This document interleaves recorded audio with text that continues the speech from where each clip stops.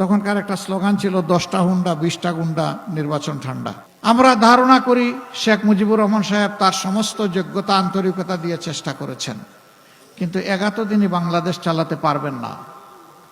তার প্রয়োজন হবে তার সহযোগীদের সহযোগিতা। সেই সহযোগিতা তিনি পান নাই। আক্ষেপ করে অনেক কথাই তিনি বলে গেছেন, আমি এগুলো এখন বলতে চাই না। এরপরের পর্ব শুরু হলো। 3 বার সংক্ষিপ্ত ক্ষমতার হাত বদল হয়ে জিয়াউর রহমান সাহেব আসলেন, তিনি দেশ চালালেন, তাকেও নির্মমভাবে দুনিয়া থেকে বিদায় নিতে হলো।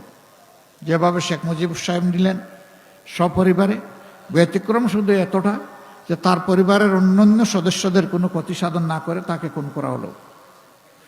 তিনি দুনিয়া থেকে বিদায় নিলেন, আবার বাংলাদেশ অস্থির হয়ে উঠল। কিছুদিন এইরকম চলল। সত্তার সাহেব আসলেন, সামাল দিতে পারলেন না। তার হাত থেকে দায়িত্ব ফসকে অন্যের হাতে চলে গেল এবং সেটা আইনসঙ্গত জায়গায় যায়নি, অন্য জায়গায় চলে গেল। 9 বছর তিনি শাসন করেছেন। তিনিও যা দিয়েছেন দেশবাসী তার সাক্ষী।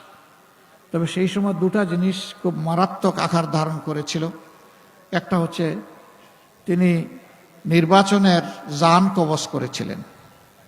তখনকার একটা স্লোগান ছিল 10টা হুন্ডা 20টা গুন্ডা, নির্বাচন ঠান্ডা।